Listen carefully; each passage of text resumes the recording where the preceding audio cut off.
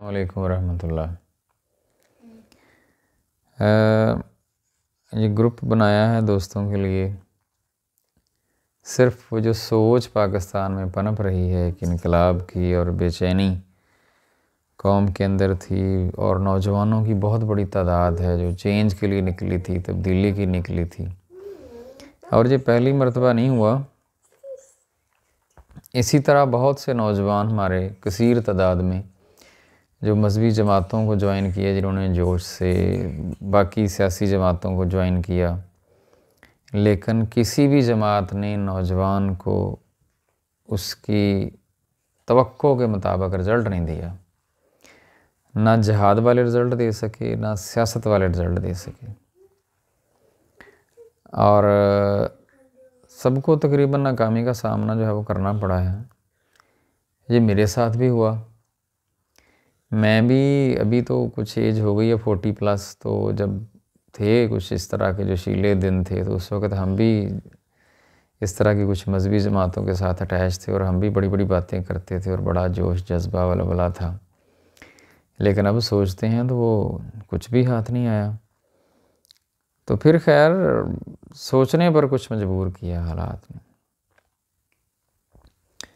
تو جب اللہ سے صحیح نیت سے بندہ توقع سے کسی بھی مسئلے کا حل پوچھے، ڈھونڈے، اللہ کی کتاب سے، اللہ کے نبی کی سنت سے کسی بھی مسئلے کا حل دیکھنے کی کوشش کرے، تو کچھ نہ کچھ رہنمائی تو ملتی ہے۔ یہ میرا تو تجربہ بھی ہے۔ ایمان تو چلو ہے ہی ہے، بندہ ایمان کا دعویٰ تو نہیں کر سکتا، لیکن میرا تجربہ یہ ہے کہ کوئی بھی پریشانی، کوئی بھی مسئلہ، چھوٹے سے چھوٹا، بڑے سے بڑا ہو، آپ قرآن و سنت سے گائیڈ لائن لینے کی کوشش کریں گے، آپ کو ملے گا ضرور۔ تو یہ جو حالات بن چکے ہیں ہمارے، اور یہ مایوسی پھیل چکی ہے، جو ملک کا گورنمنٹ کا سینیریو بن چکا ہے، اس میں بھی میں نے کوشش کی قرآن و سنت کو دیکھنے کی، تو مجھے جو کچھ ملا ہے تو وہ میں دوستوں سے شیئر کرنا چاہتا ہوں۔ تو اب ہمارے حالات، مکہ کے حالات اور بنی اسرائیل کے اوپر فرعون کے حالات، یہ میچ کرنے کی کوشش کریں گے اور سمجھنے کی کوشش کریں گے کہ اس طرح کے حالات بن جائیں جب ہماری طرح کے، تو پھر جو ہے وہ ہمیں عام بندے کو کیا کرنا چاہیے، اور رجوع کر کے زیرو سے سٹارٹ کرنے کی جو ہے وہ کوشش کس طرح کرنی چاہیے۔ دوبارہ سے مایوس نہیں ہونا ہوتا، مسئلے کا حل نکالنا ہوتا۔ مسئلہ کیا ہے؟ اب مسئلہ یہی ہے کہ امت مسلمہ کے حالات خراب ہو چکے ہیں، اور کہیں سے روشنی نظر نہیں آ رہی۔ اپنوں سے بھی انقلابیوں پر پریشر ہے، اور غیروں سے تو ہے ہی ہے۔ خیر، تو ان حالات میں مایوس نہیں ہونا، قرآن و سنت کی طرف رجوع کرنا ہے۔ جو میں نے کیا ہے، جو مجھے پتہ لگا، وہ آپ سے شیئر کر دیں گے۔ ہو سکتا ہے آپ کو میری بات سمجھ نہ آئے۔ تو موسیٰ علیہ السلام نے نبی صلی اللہ علیہ وسلم کی حدیث ایک یاد رکھیں گے آپ سب سے پہلے۔ نبی صلی اللہ علیہ وسلم نے فرمایا کہ میری امت کے اوپر وہی حالات آئیں گے، مفہوم حدیث ہے، جو بنی اسرائیل پر حالات آئے تھے۔ ایون کہ جس طرح جوتی کا ایک پاؤں دوسری پاؤں کے بالکل مشابہ ہوتا ہے، دو جوتے کے پاؤں ہوتے ہیں، سیدھا اور الٹا دونوں ایک دوسرے کے مشابہ ہوتے ہیں، اس طرح کے سیم حالات آئیں گے۔ اور یہاں تک حالات سیم ہوں گے کہ اگر بنی اسرائیل میں کسی نے اپنی ماں کے ساتھ زنا کیا، تو امت مسلمہ میں بھی ایسا بدبخت ہوگا جو اپنی ماں سے زنا کرے گا۔ یعنی کریکٹر وائز اتنے لوز ہو جائیں گے مسلمان بنی اسرائیل کی طرح، زنا میں پڑ جائیں گے، اس کی کوئی بھی دلیل نہیں سکتی ہے بنی اسرائیل کی طرح۔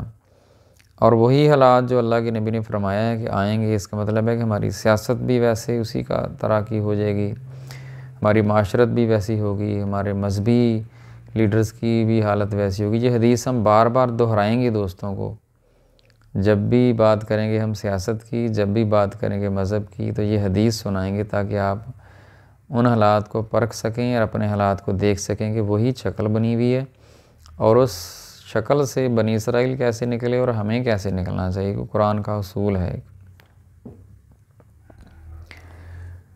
تو یہ حدیث آپ لوگوں نے ذہن میں رکھنی ہے۔ تو اس کے بعد پھر جب موسیٰ علیہ السلام، اب دیکھیں موسیٰ علیہ السلام کی یہ تو ایک حدیث یاد رکھنی ہے، پھر موسیٰ علیہ السلام جب گئے ہیں فرعون کے دربار میں، وہاں جو بھی ہوا، انہوں نے رسیاں پھینکی، موسیٰ علیہ السلام نے عصا پھینکا، وہ سب کو کھا گیا، یہ تو ہو گیا۔ اس کے بعد سورہ یونس کی آیت نمبر 83 ہے۔ آپ ایک تو یہ بات یاد رکھیں کہ سورہ یونس مکی صورت ہے، مدنی نہیں ہے۔ نبی صلی اللہ علیہ وسلم کا انقلاب 2 فیزز میں ہے، ایک مکی فیز ہے، ایک مدنی فیز ہے۔ تو جب آپ کے حالات مکہ جیسے ہوں گے تو پھر آپ مکی صورتوں سے رہنمائی لیں گے، جب آپ کے حالات مدینہ جیسے ہو جائیں گے پھر آپ مدنی صورتوں سے رہنمائی لیں گے۔ اپنے حالات کو میچ کر کے چلنا ہے کہ ان حالات گراؤنڈ ریالٹیز کیا تھیں، آسمان سے وحی کیا آئی، اللہ کے نبی نے کس طرح عمل کیا اور اس کے نتائج کیا نکلے۔ ابھی ہم یہی یاد رکھیں گراؤنڈ ریالٹیز کیا ہیں، قرآن و سنت کیا بتا رہا ہے، ہمیں اس پر کس طرح عمل کرنا ہے، یہ سنت طریقہ ہے انقلاب کا۔ تو سورہ یونس مکہ میں نازل ہوئی ہے اور آیت نمبر 83 میں ہے کہ جب یہ سب کچھ ہو گیا، سانپ اژدہا بن کر موسیٰ علیہ السلام کا عصا کھا گیا۔ 83 کا ترجمہ ہے تو موسیٰ علیہ السلام پر کوئی ایمان نہ لایا مگر فرعون کی قوم کے چند لڑکے، اور وہ بھی فرعون اور اس کے اہل دربار سے ڈرتے ڈرتے۔ اب یہ 2 لفظ بڑی غور کے ہیں، فرعون اور اس کے اہل دربار، ان سے ڈرتے ڈرتے تھوڑے سے لوگوں نے کلمہ پڑھا۔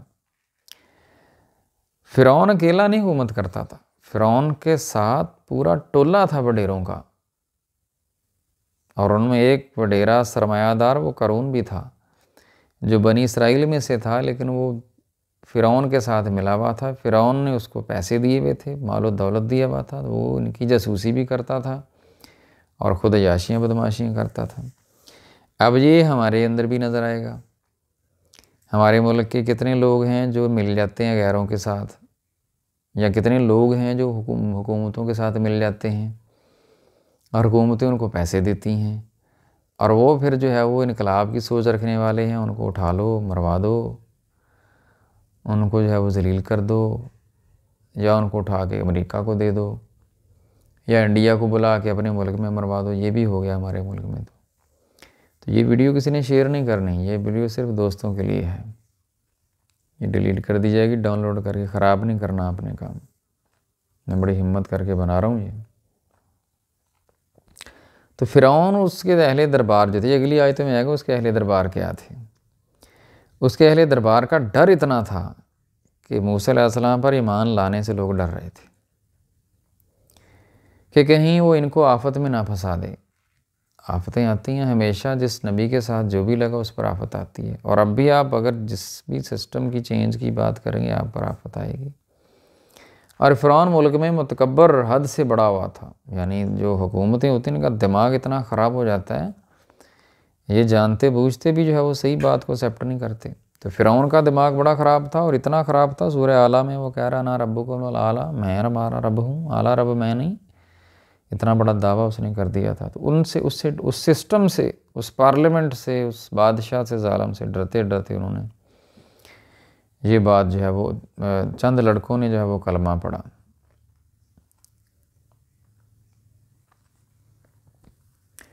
تو موسیٰ علیہ السلام نے حالات میں اپنی قوم کو کہا، اے قوم اگر تم اللہ پر ایمان لائے ہو اور اگر دل سے فرما بردار ہو تو اسی پر بھروسہ رکھو، گھبرانا نہیں ہے، مایوس نہیں ہونا، اللہ پر بھروسہ رکھنا ہے، اسباب پر بھروسہ بھی نہیں رکھنا، جماعت پر بھروسہ نہیں رکھنا، تعداد پر بھروسہ نہیں رکھنا۔ بھروسہ کس پر رکھنا ہے؟ اللہ نہیں، اللہ پر۔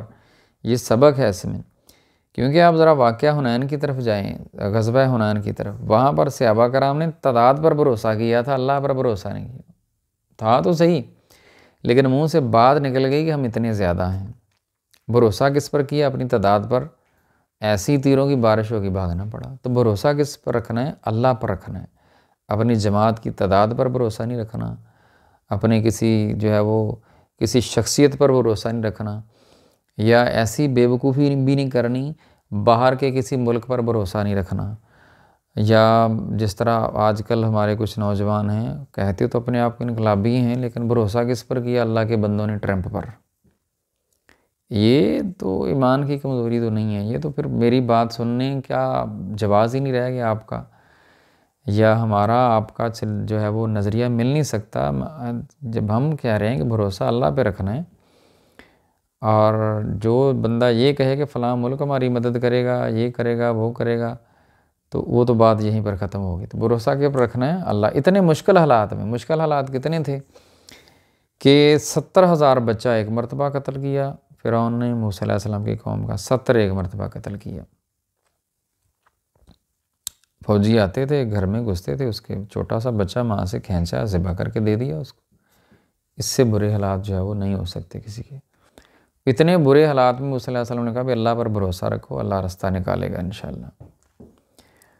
اور وہ بولے ہم اللہ پر ہی بھروسہ رکھتے ہیں، ہمارے رب ہم کو ظالموں کے ہاتھ سے آزمائش میں نہ ڈال۔ تو قوم نے کہا جی ٹھیک ہے، ہم اللہ پر مسلمان قوم تھی وہ بھی، تو انہوں نے اس پر جو ہے وہ ہاں کا جواب دیا، اور اللہ سے دعا مانگی۔ آیت نمبر 86 میں ہے کہ یا اللہ اپنی رحمت سے کفار کی قوم سے ہمیں نجات بخش۔ اور اللہ تعالیٰ نے جو وحی نازل فرمائی، یہ کام کی بات ہے۔ اللہ فرماتے ہیں اور ہم نے موسیٰ اور اس کے بھائی کی طرف وحی بھیجی کہ اپنی قوم کے لیے مصر میں گھر بنا، یعنی مصر میں ہی رہیں آپ ابھی، اور اپنے گھروں کو قبلہ یعنی مسجدیں ٹھہراؤ، گھروں کے اندر ہی قبلہ رخ اپنے ہو کے نماز پڑھو اور مومنوں کو خوشخبری دے دو۔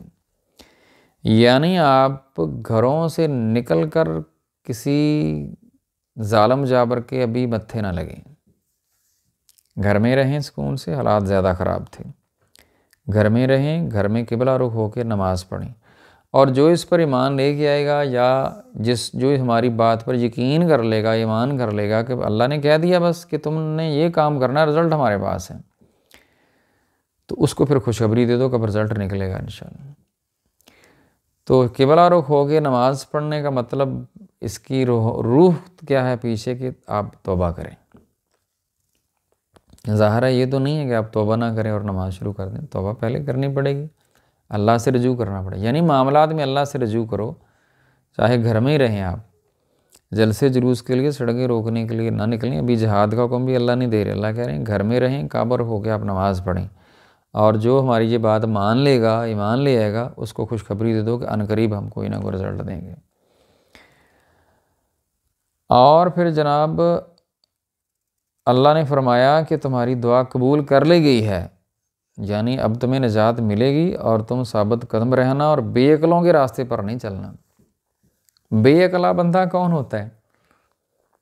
جو آپ کو استعمال کر جاتا ہے، کم فہم، جو 4 بندے ساتھ مل گئے تو پتہ نہیں کیا بن گیا، اللہ پر بھروسہ چھوڑ دیا اور بندوں پر بھروسہ کر لیا، بندوں نے کیا کیا، بندوں نے اللہ پر بھروسہ کر کے اس بندے پر، لیڈر پر بھروسہ کر لیا۔ یہ نہیں، یہ کج فہمی ہے۔ بھروسہ کس پر رکھنا ہے؟ اللہ پر، اور طریقہ کون سا یوز کرنا ہے؟ اللہ اور اللہ کے نبی کا۔ اور کم علم بندہ، جو کم عقل کون ہوگا؟ جو اللہ اور اللہ کے نبی کے راستے سے ہٹائے گا وہ کم عقل ہے، اس کے پیچھے نہیں چلنا آپ نے عقل والے بندے کے پیچھے چلنا ہے، جو آپ کو اللہ اور اللہ کے نبی کے طریقے کے ساتھ جوڑے۔ اور اللہ اور اللہ کے نبی نے صرف نماز روزہ نہیں سکھایا، نبی صلی اللہ علیہ وسلم کائنات کا سب سے بڑا انقلاب لے کے آئے ہیں، اور کائنات کی سب سے بڑی انقلابی تھیوری آپ کو قرآن دیتا ہے۔ اس سے زیادہ اچھا سبق آپ کو انقلاب کا کسی نے نہیں دینا۔ تو یہ میں قرآن سے بتا رہا ہوں آپ کو۔ مکہ جیسے حالات ہوں، مکی صورت ہو، اور اس صورت کے اندر یہ سٹوری جو ہے وہ حالات بیان کر کے اللہ نے اس میں سے سلوشن بتایا ہے کہ اس طرح کے حالات میں آپ نے کیسے ایکٹ کرنا۔ تو اللہ نے فرمایا تمہاری دعا قبول کر لی گئی، اور تم ثابت قدم رہنا اور بے عقلوں کے راستے پر نہیں چلنا۔ کم عقل بندہ جو الٹی لائن پر لگائے، جو پٹھے راستے پر لگائے آپ کو، جو فساد کے راستے پر لگائے، جو تقسیم کے راستے پر لگائے، یہ ہم نے ساری باتیں میں نے ثابت کرنی ہے آپ کو کہ اسلام فساد کا نہیں کہتا، اسلام تقسیم کا نہیں کہتا، اسلام کسی مسلمان سے جدا ہونے کا نہیں کہتا، اسلام جماعت بندی کا نہیں کہتا، اسلام مسلک پرستی کا نہیں کہتا، اسلام شخصیت پرستی کا نہیں کہتا، اسلام پارٹی بازی کا نہیں کہتا، اسلام گراؤ جلاؤ نعرے بازی کا نہیں کہتا۔ یہ ساری باتیں جتنی بھی میں نے کی، یہ گن گن کر آپ مجھ سے پوچھ سکتے ہیں، تو میں آپ کو یہ ثابت کر کے دکھاؤں گا قرآن و سنت کیا کہتا ہے۔ تو ان رستوں پر جو چلائے گا وہ آپ کو دین کے رستے پر نہیں چلا رہا، وہ اسلام کے انقلابی رستے پر نہیں چلا رہا۔ تو کم عقل بندے کے پیچھے نہیں لگنا، اپنی عقل استعمال کرنی ہے، اور اپنی عقل استعمال کرنی ہے، قرآن و سنت پر پرکھنا ہے اپنے آپ کو، اپنی پارٹی کو، اپنی جماعت کو، مسلک کو، فرقے کو، اپنی لیڈر کو، شخصیت کو، سب کو پرکھنا ہے۔ کم عقل بندہ نہ آئے آپ کی پارٹی میں، اور کم عقل بندہ آپ کا لیڈر نہ بنے۔ فہم والے بندے کو جو ہے وہ لیڈر بنائیں، فہم والے بندے کو جو ہے وہ ساتھ رکھیں، فہم والے بندے کے جو ہے وہ رستے پر چلیں، اسی کی بات مانیں۔ اور فہم سب سے بڑا بھائی میرے یقین میں تو قرآن و سنت ہی ہے۔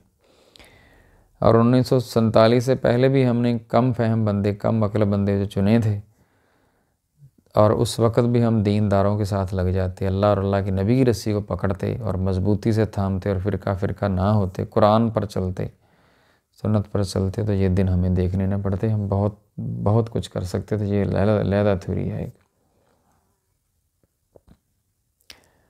کم عقلوں کے رستے پر نہیں چلنا، اور اللہ نے رزلٹ دے دیا۔ پھر اس کے بعد اگلی آیت کتنے نمبر ہے جی؟ 90 نمبر آیت میں یہ سٹوری ہے۔ اب 83 سے چل کر 90 نمبر آیت میں آ گئے۔ اور اللہ تعالیٰ نے بنی اسرائیل کو، اللہ فرما رہے ہیں، ہم نے بنی اسرائیل کو دریا سے پار کر دیا۔ فرعون اس کے لشکر نے سرکشی دشمنی سے ان کا پیچھا کیا، یہاں تک کہ جب وہ غرق ہونے کے عذاب میں مبتلا ہوا تو کہنے لگا میں ایمان لایا، اور جس پر بنی اسرائیل ایمان لائے اس کے سوا کوئی معبود نہیں، اور میں فرما بردار ہوں، یعنی پھر فرعون مان گیا۔ اللہ نے اسی دریا سے بنی اسرائیل کو جو ہے وہ پار کر دی، اسی دریا میں فرعون کو ڈبو دیا۔ یعنی اسی سسٹم میں آپ اسی طریقے سے انہی حالات کے اندر سے حق والے کامیاب ہو جائیں گے۔ انہی حالات کے اندر ظالم لوگ، گمراہ لوگ، بے ایمان لوگ، اسی حالت کے اندر ہی وہ ایک ہی چیز کے اندر ہو سکتا ہے سارا کچھ۔ ایک دریا ہی ہے نا، دریا کے اندر سے بنی اسرائیل بچ رہے ہیں، اور دریا کے اندر فرعون ڈوب رہا ہے۔ تو سیم حالات ہوتے ہیں، سیم حالات میں کچھ لوگ کامیاب ہو جاتے ہیں، سیم حالات میں کچھ لوگ ناکام ہو جاتے ہیں۔ تو حالات جو ہیں ان کے اندر آپ نے اللہ اور اللہ کے نبی کی بات ماننی ہے، انہی حالات کے اندر ہی آپ کامیاب ہوں گے، انہی حالات میں آپ کا ملک بدلے گا، سسٹم بدلے گا، انہی حالات میں آپ کو امن ہوگا، سکون ہوگا، اور حالات اچھے ہو سکتے ہیں۔ تو فرعون جو ہے وہ پھر مان گیا، لیکن پھر وقت جو ہے وہ گزر چکا تھا۔ اس وقت اللہ نے معاف نہیں کیا، فرشتے نے اس کے منہ میں گارا دے دیا، اس کو کلمہ نہیں پڑھنے دیا۔ خیر یہ سٹوری یہاں پر جو ختم ہو گئی۔ اب آ جائیں جی آپ مکہ کی طرف۔ مکہ میں کیا تھا؟ دارالندوہ، وڈیروں کی پارلیمنٹ، جہاں پر اللہ کے نبی کے قتل کا پلان بنا، اور وہ سارے وڈیرے جو کہ مکے پر اس وقت قابض تھے، جن کا سامنا کرنے کی صحابہ میں سکت نہیں تھی۔ 13 سال یہ چلا ہے، 13 سال نبی صلی اللہ علیہ وسلم نے سب کچھ برداشت کیا، گالیاں بھی دی جاتی ہوں گی، تانا بھی دیا گیا، بیٹیوں کو طلاق بھی دی گئی، پتھر بھی مارے گئے، گلے میں کپڑا ڈال کر بل بھی دیا گیا، سمیہ رضی اللہ عنہ کے جسم کے 2 پیس بھی کیے، اور آگ پر بھی لٹایا گیا خباب بن ارت کو اور بلال کو، جو کچھ کیا، اور جو ہے وہ بریرہ کے ساتھ جو کچھ ہوا، اور باقی غلام جو ہیں۔ لیکن وہ 13 سال جو ہے وہ اللہ کے نبی صلی اللہ علیہ وسلم نے کہا بھی نہیں، ابھی نہیں، ابھی تم جو ہے صرف جو ہے وہ اللہ اور اللہ کے نبی کی جو باتیں آپ کو مل رہی ان پر ایمان لاؤ اور اس پر عمل کرو۔ اور 13 سال سبق کیا دیا اللہ کے نبی نے، وہ ایک علیحدہ ہم بات کریں گے، وہ بھی بات کریں گے۔ لیکن کہنے کا مقصد یہ ہے کہ اس وقت ان وڈیروں کے منہ نہیں لگے، جو کرتے ہیں وہ کرنے دیں، آپ نے اللہ اور اللہ کے نبی کا دامن نہیں چھوڑنا۔ یہ ساری سٹیٹمنٹ آپ کو ایک اگلی ویڈیو میں بتائیں گے کہ ظالم حکمران وڈیرے مسلط ہوں تو آپ نے ریکٹ کیا کرنا ہے۔ اس وقت تو وہ کافر تھے سارے کے سارے، اب ہمارے حکمران مسلمان ہیں سارے، ان کے ساتھ یہ ظالم ہوں تو ان کے ساتھ کیسا بیہیو کرنا ہے، یہ بھی جو ہے وہ ہم آپ کو بتائیں گے، سنت کیا بتا رہی ہے۔ اور اب آ جائیں اپنے ملک میں۔ اپنے ملک میں کیا ہے؟ یہی وڈیرا سسٹم چل رہا ہے، یہی ظالم لوگ پارلیمنٹ میں بیٹھ جاتے ہیں آگے، اور وہاں جا کر جو کچھ عوام میں ہو رہا ہے وہ آپ کے سامنے ہے۔ پچھلے دنوں کیا ہوا، جب تنخواہیں بڑھی ہیں سب کی، تمام پارٹیز والے تھے، کون نہیں بیٹھا تھا وہاں، کسی نے مخالفت نہیں کی، سبھی عوام کا خون چوس رہے ہیں۔ ٹیکسوں پر مزے کس پارٹی کے بندے نہیں کرتے، کس پارٹی میں وڈیرے نہیں بیٹھے، کس پارٹی میں سیاست سرمایہ دار نہیں بیٹھے تھے، یہ وہی پارلیمنٹ ساری بیٹھی ہوئی اوپر جا کر، اور یہ کھا رہے ہیں سارا کچھ۔ تو فرعون کی پارلیمنٹ، اوپر فرعون، مکے کی پارلیمنٹ دارالندوہ، اوپر ابو جہل، ابو الحکم ان کا لیڈر ولید بن مغیرہ، اور پاکستان کی پارلیمنٹ، یہ تمام تینوں پارلیمنٹ جو ہیں وہ دو کافروں کی تھیں. ہمارے مسلمان ہیں لیکن ہیں جو ہے وہ کلمہ گو ہیں جو مسلمان، لیکن سسٹم کی بات کر رہا ہوں، حالات وہی ہیں. تو ان حالات میں جب آپ کو مکے میں بھی خطرہ تھا کہ مار دیا جائے گا، اللہ کے نبی نے فرمایا صبر کرنا. فرعون کے دور میں خطرہ تھا کہ گھر سے نکلیں گے مار دیں گے، اللہ نے فرمایا گھر میں رہنا، گھر میں کعبہ سیدھا کرو اپنا، نماز پڑھو. ہمارے ملک میں بھی ایسے ہے، ہم بات نہیں کر سکتے کسی کے خلاف، اور ہمیں بھی، ہمارے اوپر بھی جیلیں ہو جاتی ہیں، حکمران جو ہے وہ مارتی ہے پولیس آ کے. ان حالات میں سب سے پہلا کام کیا کرنا ہے آپ نے؟ اپنی نماز پڑھنی ہے. قرآن کے اندر سے لکھا ہے اس طرح کے سینیریو میں آپ نماز پڑھنی ہے، اللہ اور اللہ کے نبی کے پر عمل کرنا ہے، اور پھر اللہ ایمان جب لے آئے ہیں اس پر یقین کر لیں گے تو پھر اللہ تعالیٰ فرماتے ہیں کہ پاسبل نہیں ہے کہ آپ ایمان والے جو ہے وہ شکست کھا جائیں. یہ قرآن کے اندر سے ہم نے سمجھا دیا آپ کو بھائی کہ اس طرح کے حالات جب ہوں تو قرآن کیا کہتا ہے. کیونکہ نبی صلی اللہ علیہ وسلم نے فرمایا کہ بنی اسرائیل کی قوم کے سارے حالات میری قوم پر آئیں گے، میری امت پر آئیں گے. وہ سارے بنی اسرائیل پر جو حالات تھے اور یہ فرعونیت اب بھی ہے، ان حالات میں قرآن کیا کہہ رہا ہے؟ آپ نے نماز پڑھنی ہے. گھر میں پڑھیں، مسجد میں جائیں. مسجد میں جانا تو ہم تو پھر بھی مسلمانوں کا ملک ہے، آپ آزادی سے مسجد میں جا سکتے ہیں، آپ قرآن پڑھیں، آپ نماز پڑھیں. تو سب سے پہلا ان آیات سے کیا نکلا ہے؟ آپ نے نماز شروع کرنی ہے. اگر آپ یہ نہیں کر سکتے پھر ہماری اگلی ویڈیو دیکھنے کا فائدہ کوئی نہیں. ہم نہیں چاہتے زیادہ لائکس، ہم نہیں چاہتے اپنی بلے بلے، ہم نہیں چاہتے بہت لوگ ہمارے ساتھ ہوں. ہم چاہتے ہیں بھی عمل کرنے والے ہوں، چاہے ایک بندہ ہو. ایک بندے نے ہماری پوری زندگی میں بات سوچ کے عمل کر لیا، ہم سمجھیں گے کافی. اللہ کے نبی کا یہی فرمان ہے حضرت علی کو. تو ہمیں بلے بلے کا شوق نہیں ہے بھائی، ہم اپنا فرض ادا کر رہے ہیں. قرآن میں یہ لکھا ہے بھائی، اس کے مطابق عمل کرو. اگر نہیں عمل کر سکتے، گراؤ جلاؤ جلسے جلوس جماعتیں فرقے مسلک، میں کروں گا میری پارٹی کر لے گی. بڑا دماغ خراب ہو جاتا ہے کارکن کا. یہ پچھلے چند سالوں میں جماعتوں کے کارکن بندے کو بندہ ہی نہیں سمجھتے تھے. کہتے ہم کریں گے، ہم نے یہ کر دینا، ہم نے وہ کر دینا. کیا کر لیا؟ آ گئی پیگی ٹھنڈ، ہو گیا سب کچھ ختم. ایسے نہیں ہوتا بھائی. خاموشی سے ذرا رجوع کریں کہ ناکامی ہو گئی، اب حل کیا ہے. مایوس نہیں ہونا. یہ نہیں کہ جناب گیا یہاں تو کچھ نہیں ہو سکتا، اس ملک میں کچھ نہیں ہے، اس میں یہ نہیں ہے، اس میں وہ نہیں ہے. فرعون کی طرح آپ کے بچے تو ذبح نہیں ہو رہے نا. 70,000 بچہ فرعون نے اٹھا کے ذبح کر دیا. ہوئے یہاں چلو قتل و غارت ہوئی ہے، لیکن 70,000 ایک مرتبہ، 70,000 ایک مرتبہ. اور غلامی کتنی شدید، بدتر غلامی، نہ عزت محفوظ، نہ مال، نہ جان، پوری قوم غلام. اتنے برے حالات ہمارے نہیں ہیں. تو اللہ نے اس وقت ان کو کہا تھا مایوس نہیں ہونا، گھر میں رہو. اللہ نے باہر نکلنے سے منع کر دیا، گھر میں رہو، نماز پڑھو اپنی، ہم کوئی حل نکالیں گے. لوگ گھر میں رہے، نماز پڑھے. اللہ نے فرعون کو دریا میں ڈبو دیا، اور اس حکمران سے بغیر لڑے جان چھوٹی ہے نماز پڑھنے سے. اور جب نماز پڑھیں گے، یہ بات ہم اگلی ویڈیو میں جو ہے وہ شامل کریں گے انشاءاللہ کہ نماز پڑھیں گے تو پھر کیا ہوگا. وما علینا الا البلاغ المبین.